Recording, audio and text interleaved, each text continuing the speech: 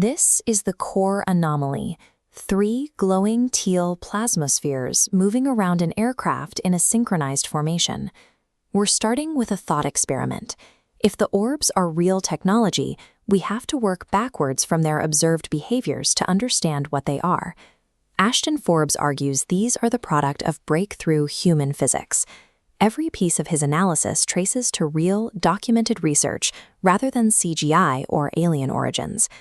Accepting the footage means accepting that 4 distinct, highly complex physical laws are being manipulated at the same time. Reverse engineering these objects requires searching the open scientific record.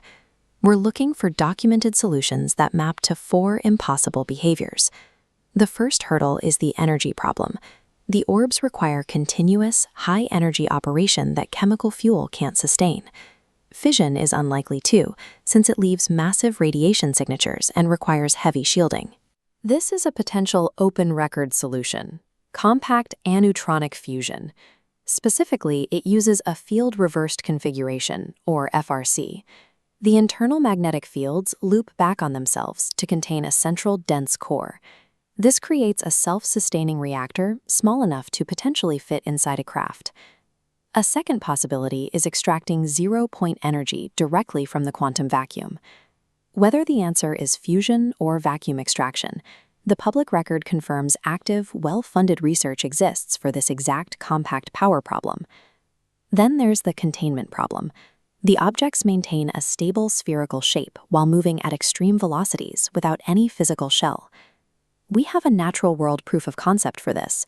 Ball lightning is a naturally occurring sphere of plasma that stays stable in the atmosphere. Ball lightning proves plasma can self-organize into stable spheres using internal magnetic fields. Physics calls this a plasmoid. The technological challenge is keeping that magnetic confinement stable. It's the difference between a natural spark and engineered hardware under heavy acceleration. Sustaining a stable plasmoid geometry under extreme stress is the technical requirement for a controlled, navigable device. The third issue is the propulsion anomaly. The orbs make hard directional changes with no banking, no visible exhaust, and no apparent inertia. This violates classical aerodynamics. This schematic shows a workaround for Newton's third law, an Alcubierre warp bubble. Space compresses in front of the craft and expands behind it. Space moves around the object while the craft stays at rest, allowing for instant turns without experiencing acceleration. Bending spacetime this way carries a specific cost. It requires negative energy density. Negative energy density is a measurable phenomenon. It's produced in laboratories today through the Casimir Effect. The absence of classical flight mechanics implies the craft bypasses aerodynamics entirely. It relies on engineering the fabric of space itself. Finally, we have the coordination problem. 3 objects move synchronously and react to the aircraft without any detectable radio or optical signals. Pre-programmed flight paths don't work here. A fixed script can't account for real-time reactions to an unpredictable aircraft. This animated diagram illustrates the most speculative thread: quantum correlated behavior based on the ER equals EPR conjecture. If sharing a common quantum state, they possess instantaneous geometric correlations.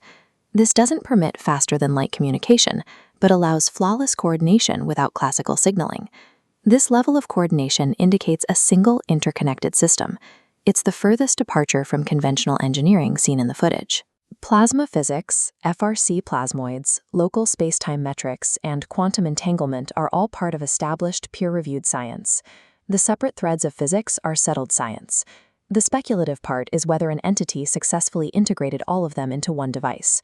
This diagram shows the integration requirement: FRC plasma loops, the spacetime compression grid, and the quantum network all locking into a single orb schematic.